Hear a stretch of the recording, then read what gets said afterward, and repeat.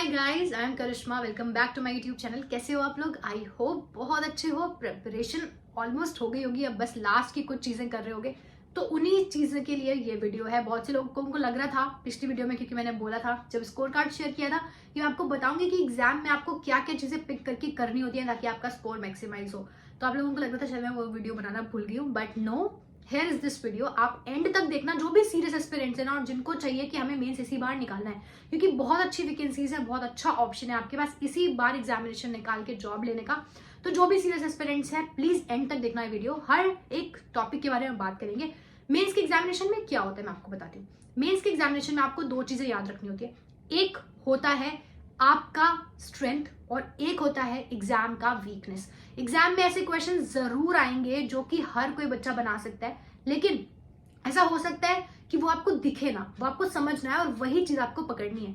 मेरे सारे मेंस क्यों क्लियर होते हैं? तो क्योंकि मुझे एग्जाम की वीकनेस पता है और अपनी स्ट्रेंथ पता है। अगर आपने ये चीज डिकोड कर ली, आपके सारे के सारे एग्जामिनेशन मेंस के निकलेंगे, ठीक है। और इसी बार आप सिलेक्शन ले जाओ। इसी मोटिव के साथ मैं ये वीडियो बना रही हूँ, तो एंड तक देखना। और चलो अब वीडियो शुरू करते हैं। सबसे पहले बात करते हैं रीजनिंग सेक्शन की। रीजनिंग सेक्शन में आपको लॉजिकल रीजनिंग 10 नंबर की आती है। वो 10 नंबर की लॉजिकल रीजनिंग अब बहुत ट्रिकी होता है कि कब आपको लॉजिकल रीजनिंग करना है, कब आपको लॉजिकल रीजनिंग नहीं करना है। आपको पेपर देखना है। आपको, जैसे मैंने बताया है, हमेशा एक बार पेपर गो थ्रू करना है। फर्स्ट क्वेश्चन से लेके आप जा रहे हो, जो क्वेश्चन आपको लगता है कि हाँ यहाँ मुझे ये करना चाहिए, उसको फटाफट से मार्क कर दो, ठीक है। मार्क फॉर रिव्यू वो एक ऑप्शन होता है जो हम यूज ही नहीं करते एग्जामिनेशन में, यहाँ आपको वो यूज करना है। उसके बाद जहां पर आपको लॉजिकल रीजनिंग का क्वेश्चन दिखता है, मार्क करते गए। उनको स्टार्टिंग में कभी नहीं करना है। वो स्टार्टिंग में करोगे तो टाइम वेस्ट होगा, क्योंकि ऐसे क्वेश्चंस में जो लॉजिकल रीजनिंग वाले होते हैं उसमें आपको कॉन्फिडेंस 100% नहीं होता, किसी को भी नहीं होता 100% कॉन्फिडेंस। तो ना तो आप 100% कॉन्फिडेंट हो वाले क्वेश्चंस में, तो आपने वो मार्क कर दिया ऐसे ही, आपको पता भी नहीं सही होंगे गलत, तो साथ साथ आपका कॉन्फिडेंस वहां डाउन होता है, क्योंकि आपने और ऐसे क्वेश्चंस कम किए जिसमें आप 100% श्योर हो। और लॉजिकल रीजनिंग में उसके बाद आपको अगर हो रहा है ना आपके पास कि अभी ऐसे क्वेश्चंस बचे हैं जो आपसे बन जाएंगे, इस तरह की पजल्स आती है, छोटी पजल्स आती हैं, इस तरह के न्यू पैटर्न के बहुत सारे क्वेश्चंस होते हैं। अगर आपसे वो बन रहे हैं तो उन्हें बनाते रहो, तब लॉजिकल रीजनिंग नहीं करना है। जैसे कि मैंने पिछली वाले अटेम्प्ट में, जब मेरे 17.75 आई थिंक मार्क्स जो आए, मैंने आपको दिखाया है पिछले स्कोर कार्ड में। जिसने नहीं देखी है वीडियो जाकर देख लेना स्कोर कार्ड वाली। मैंने पिछली बार लॉजिकल रीजनिंग नहीं किया क्योंकि मेरे पास तो सारे क्वेश्चंस थे जो मैं कर सकती थी और मुझे पता था कि ये क्वेश्चंस मुझसे बनेंगे और मेरे को पूरे सही मार्क्स दिला कर जाएंगे। लेकिन अगर आपके पास ऐसे क्वेश्चंस खत्म हो गए हैं और आपके पास 10 नंबर का क्रिटिकल रीजनिंग बचा हुआ है, गो फॉर क्रिटिकल रीजनिंग। ऐसे सारे क्वेश्चंस की प्रैक्टिस आपकी मॉक टेस्ट ही करवाता है, क्योंकि उसमें बहुत तरह तरह की वैरायटी ऑफ क्वेश्चंस मिलते हैं, तो आप वहां से ये चीजें करोगे। तो मॉक टेस्ट के लिए आप पिछले वीडियो में बहुत लोग पूछ रहे थे कौन सा मॉक टेस्ट एग्जाम रेलेवेंट है, और ऐसे मॉक टेस्ट ही हमें देने हैं जो एग्जाम रेलेवेंट हो। तो ये आप देख सकते हैं, टेक्स्ट बुक का मॉक टेस्ट है, सिर्फ 270 में आपको ईयरली मिल रहा है, ठीक है। और साथ साथ ये कि अगर आप KS कोड लगाते हो जो आपको 10% मिलेगा, 10% ऑफ पर आपको सिर्फ 270 में ये मॉक टेस्ट पड़ रहा है। तो ये आप लीजिए, बिल्कुल एग्जाम रेलेवेंट है। और जितने भी सेक्शनल टेस्ट आपको और मॉक टेस्ट मिलते हैं, इसमें अगर आपको फुल मॉक टेस्ट नहीं देना है मेंस का, तो सिर्फ और सिर्फ सेक्शनल मॉक टेस्ट दीजिए। जितने भी लोग कह रहे थे इंग्लिश के लिए आप क्या कर सकते हैं, ये जो 3 दिन बचे हैं इसमें इंग्लिश के सेक्शनल टेस्ट जितने ज़्यादा से ज़्यादा हो सकते हैं उतने सेक्शनल टेस्ट दीजिए। और ये देखो, आपका 22 तारीख तक है, मतलब आज एंड हो रही है ये सेल। इसीलिए अभी आपके पास जितना टाइम है फटाफट से जाके ये मॉक टेस्ट परचेस करो, और इन 2-3 दिनों में जितना भी आपके पास टाइम है ज़्यादा से ज़्यादा सेक्शनल टेस्ट लगा डालो, रीजनिंग के और इंग्लिश के, और आपका स्कोर बहुत अच्छा आएगा, क्योंकि बिल्कुल एग्जाम लेवल का मॉक टेस्ट बुक प्रोवाइड करता है। तो KS इज़ द कोड, मत भूलना। और अभी जाकर लिंक मैंने डिस्क्रिप्शन में दिया है, परचेज करो, और उसके बाद अपने स्कोर्स में साथ शेयर करना, और लास्ट में आपका एग्जाम कैसा गया, आपके एग्जाम के अटेम्प्ट्स भी शेयर करना, ये आपको ज़रूर हेल्प करेगा। सो चलो अब और सुन लो आगे मैंने क्या क्या बताया है स्ट्रैटेजीज। उसके बाद आओ क्वांट पे। अब आपको लगेगा कि क्वांट में आप हमेशा बोलते हो आप वीक हो, फिर भी आपके 20 मार्क्स आए, और 20 मार्क्स मेंस एग्जामिनेशन में लाना मतलब इजी तो नहीं है, ठीक है। लोगों के 4-5 भी नहीं आ पाते हैं, सेक्शनल भी नहीं क्लियर होती है। वो कैसे आए वो मैं आपको बताती हूँ। भी मैं कहती हूँ कि मेरा क्वांट वीक है, तो मैं इस बेसिस पर कहती हूँ कि मैं ना कभी भी अगर ऐसा हो जाए ना कि बहुत ही डिफिकल्ट अरिथमेटिक का कोई क्वेश्चन आ गया, 2-3 कॉन्सेप्ट उसमें लगे हुए हैं, तो शायद मैं ना कर पाऊँ वो। लेकिन अगर कोई लॉजिकल DI आई है, अगर कोई ऐसा सिंपल सा कुछ जैसे कि मिसलेनियस होते हैं, नंबर सीरीज आई है, ऐसे वाले क्वेश्चंस मुझे पिक करने आते हैं। अब मुझे पता है ना एग्जाम में कि मेरे पास इतने नंबर ऑफ क्वेश्चंस हैं और मुझे सिर्फ इतने से करने हैं, तो ऐसे में मेरी स्ट्रेंथ है कि मैं पिक कर लेती हूँ कि मुझे कौन से क्वेश्चंस बनेंगे कौन से नहीं। और मेरे कॉन्सेप्ट्स क्लैरिटी है मेरे पास क्वांट में स्पीड नहीं है, मेरे पास क्वांट में अरिथमेटिक में बहुत ज्यादा मेरी पकड़ नहीं है, लेकिन डेफिनेटली मेरे पास कॉन्सेप्ट क्लैरिटी है और मुझे कैलकुलेशंस वगैरह आते हैं, तो मैं अपने वही क्वेश्चंस पिक करती हूँ जो मुझे पता होता है कि हाँ ये मैं लेके बैठूंगी ना तो मेरे से बन जाएंगे। और ऐसे क्वेश्चंस हर एक सेक्शन में आपको मिलेंगे। क्वांट में आपको ऐसी डीआई जरूर मिलेगी जो हर किसी से बनेगी। तो क्वांट जैसे ही आपका ओपन होगा और आपको उसमें भी वही करना है, मार्क फॉर रिव्यू करते जाना है। जो भी आपको डीआई का फर्स्ट क्वेश्चन दिखता है उसको मार्क फॉर रिव्यू करना, फटाफट आगे बढ़ना। जैसे आपको कोई मिसलेनियस दिखता है, आपको नंबर सीरीज दिखेंगे, ठीक है, आपको क्वाड्रेटिक दिखेंगे डिफरेंट टाइप के, उनको अटेम्प्ट जरूर करना।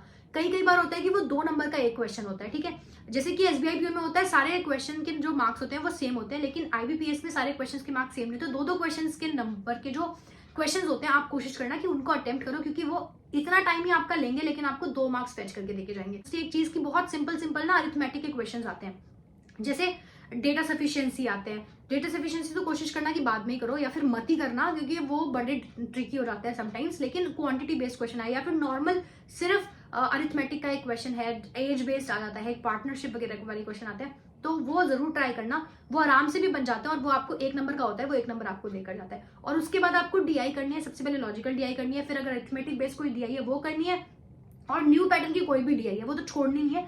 न्यू पैटर्न की हर डीआई बहुत सिंपली डेटा एक्सट्रैक्ट होकर बिल्कुल सिंपल कैलकुलेशन के साथ बन जाती है। तो इन चीजों का ध्यान रखना। उसके बाद आते हैं जनरल अवेयरनेस के सेक्शन पर। जनरल अवेयरनेस तो देखो आपने जैसी करी है वैसे होगा। एक चीज मैं आपको सजेस्ट करूंगी जनरल अवेयरनेस में, कभी भी किसी और की स्क्रीन पे देख के ना उसके नंबर ऑफ क्वेश्चंस उसने कितने अटेम्प्ट किए इससे इन्फ्लुएंस मत होना। मैंने अपने फर्स्ट मेंस में यही गलती की थी, जो मेरा फर्स्ट एवर मेंस था, और वही एक ऐसा मेंस है जो मेरा क्लियर नहीं हुआ था। उसके बाद मैंने जितने मेंस दिए मेरे सारे मेंस क्लियर हुए हैं। उसका रीजन यही है कि मैंने जब जाते टाइम मैंने वॉशरूम गई, उसमें बहुत टाइम होता है, तो उठ के मैं वॉशरूम गई तो मैंने जाते टाइम सबकी स्क्रीन पे देखा, सारी स्क्रीन ग्रीन और मेरी पूरी खाली थी। तो मैंने कहा यार इन लोगों को कैसे इतना कुछ आ रहा है, शायद मैंने पढ़ा ही नहीं है क्या। तो मैंने उस चक्कर में ज्यादा क्वेश्चंस मार्क कर दिए। ऐसा कभी मत करना, जितने आते हैं उतने करना, क्योंकि ये ऐसा तो नहीं है ना कि नेगेटिव मार्किंग है इस पेपर में। तो नेगेटिव हमें नहीं लेकर जाना है, हमें एक्यूरेसी पर खास ध्यान रखना है। नेगेटिव मार्क मत करना। जितने आपसे बन रहे हैं ना, जो आपको लगता है 50-50 वाला है उसमें चांस ले लेना, लेकिन बाकी ज्यादा सब में हर किसी में तुक्के मारने की जरूरत नहीं है। अगर पेपर डिफिकल्ट है, सबके लिए डिफिकल्ट होगा, कट ऑफ भी बहुत कम जाएगी। जैसे मैंने आपको अपने स्कोर कार्ड में दिखाया, मेरे सिर्फ 9 मार्क्स आए थे। अगर 9 मार्क्स लाकर भी मैं बाकी सेक्शन में अच्छा करके निकाल सकती हूँ एग्जामिनेशन, तो आप भी डेफिनेटली निकाल सकते हो। ये हो गई आपकी जीए की बात। अब जो 2-3 दिन बचे उसमें सिर्फ जीए रिवाइज करो। उसमें अब इतनी टेंशन मत लो कि ये कैसे कर लूं, अरिथमेटिक कैसे कर लूं, ये कैसे कर लूं, नहीं होगा। अब 2-3 दिन में टू बी वेरी ऑनेस्ट आपका टाइम नहीं वेस्ट करूंगी, बट नहीं होगा।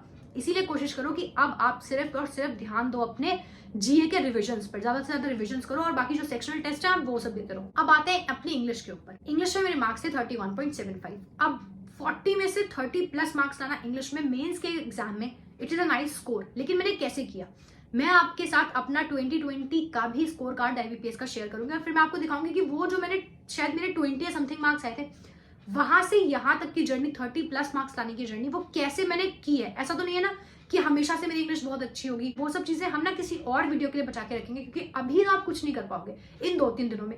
इन 2-3 दिन में आप सिर्फ ये कर सकते हो कि आप जितने ज्यादा से ज्यादा होता है सेक्शनल टेस्ट उठाकर दे सकते हो। टेक्स्ट बुक में जो आपने जो भी मॉक खरीद रखा होगा उसमें आपको सेक्शनल टेस्ट मिलेंगे। वो सारे सेक्शनल टेस्ट आपको देना है, ठीक है। और आपको एक चीज क्या करनी है कि इंग्लिश के अंदर आपको जो फर्स्ट क्वेश्चन है ना उससे शुरू करना है। लेकिन अगर आपका फर्स्ट क्वेश्चन ऐसा क्वेश्चन है जो पैराजम्बल से रिलेटेड है, फिर ऐसा कोई क्वेश्चन आ गया जो कि आप ना ऐसे 5 सेंटेंसेस दिए और उसमें एरर में बताना है कि कौन सा एरर वाला है कौन से सही है, ऐसे वाले क्वेश्चंस में क्या होता है कि हम हमेशा गड़बड़ कर देते हैं। बहुत लोगों का ये मतलब मोस्ट लोग हैं जो अग्री करेंगे कि हाँ उनके ये सारे कॉन्सेप्ट्स वीक होते हैं, ठीक है। तो ऐसे वाले क्वेश्चंस नहीं पिक करने। लेकिन कोई नया पैटर्न का क्वेश्चन है, कोई फिलर का क्वेश्चन है, क्लोज टेस्ट का क्वेश्चन है, या फिर मैच द कॉलम का क्वेश्चन है, या नए तरह का कोई क्वेश्चन आ गया, ठीक है, वो वाले क्वेश्चन हमें साथ के साथ करते हुए चलना है। और आरसी बड़े ध्यान से करने हैं। कई बार ऐसा होता है ना कि आरसीज के दिखने में बहुत सिंपल होता है, कोई क्वेश्चन ट्रिकी हो जाते हैं, तो इसीलिए वो आरसीज ध्यान से करना। अगर आपको बस ये याद रखना है कि हमें एक्यूरेसी पे भी बहुत ध्यान रखना है साथ के साथ। अगर पेपर टफ होगा, पेपर सबके लिए टफ होगा,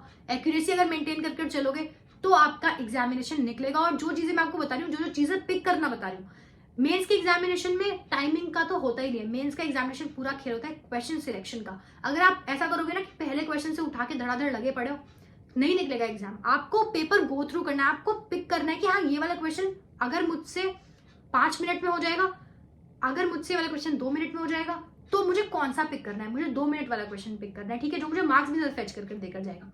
ये सारी स्ट्रैटेजी होती है मेंस निकालने की। और लास्ट होता है आपका डिस्क्रिप्टिव सेक्शन। अब डिस्क्रिप्टिव सेक्शन में ना क्या प्रॉब्लम आती है डिस्क्रिप्टिव में बच्चों को, एक तो ये कि बहुत से लोग मुझे पूछ रहे हैं कि ना अगर मान लो किसी ने कमेंट किया था कि मुझे ना 5 टॉपिक्स दिए हुए हैं, 5 टॉपिक्स में मुझे एक भी नहीं आता, तो क्या मैं अपने मन से कोई लिख सकता हूँ? नहीं यार, ऐसा थोड़ी ना होता है। उन्होंने इतने सारे आपको ऑप्शंस दिए, आपको वही ऑप्शन पिक करना है जो कि दिया हुआ है, ठीक है। और आपको जो भी आप ऑप्शन पिक कर रहे हो उसको मार्क करना है। जैसे कि आप ए वाला पिक कर रहे हो लेटर लिखने के लिए, तो ए और उसके बाद शुरू करो। हेडिंग डालने की कोई जरूरत नहीं है, बस जो ऑप्शन है वो मेंशन करना और उसके बाद शुरू कर देना। एक लोगों को ये प्रॉब्लम आ रही थी, मैंने एक वीडियो डाली थी जिसमें उनको ये लगा कि बॉडी लिखना होता है, उसके बाद कंक्लूजन सब लिखना होता है। ऐसा नहीं, इंट्रो बॉडी कंक्लूजन सब ऐसे नहीं लिखना होता वर्ड। सीधा आपने लिखा ऑप्शन नंबर बी, उसके बाद आपने लिखना शुरू किया, फर्स्ट पैरा लिखा जो कि इंट्रोडक्शन होगा, खुद समझ में आता है। फिर नेक्स्ट पैरा किए, उसके बाद उसमें आपने पूरी बॉडी लिखी, उसके बाद नेक्स्ट पैरा किया, उसमें आपने कुछ और लिखा। तो 4-5 पैरा बना के आपको अपना ऐसे लिखना है, बिल्कुल सिंपल वर्ड्स में लिखना है। और एक दूसरी चीज, अगर आपको कोटेशन आता है तो बहुत अच्छी बात है, उससे रिलेटेड कोटेशन लिख दो। अगर नहीं आता है, ज्यादा फर्क नहीं पड़ता है, ठीक है। कोई डेटा अगर नहीं लिखना है कोई फर्क नहीं पड़ता, बस सिंपल बिना ग्रामेटिकल मिस्टेक्स के, बिना स्पेलिंग मिस्टेक्स के लिखना। और एक और चीज, स्टार्टिंग में लिखते चले गए, आपने बिल्कुल ऊपर देखा ही नहीं कि मैं क्या लिख रहा हूँ, फटाफट लिखते चले गए और आपकी बहुत सारी स्पेलिंग मिस्टेक्स हैं।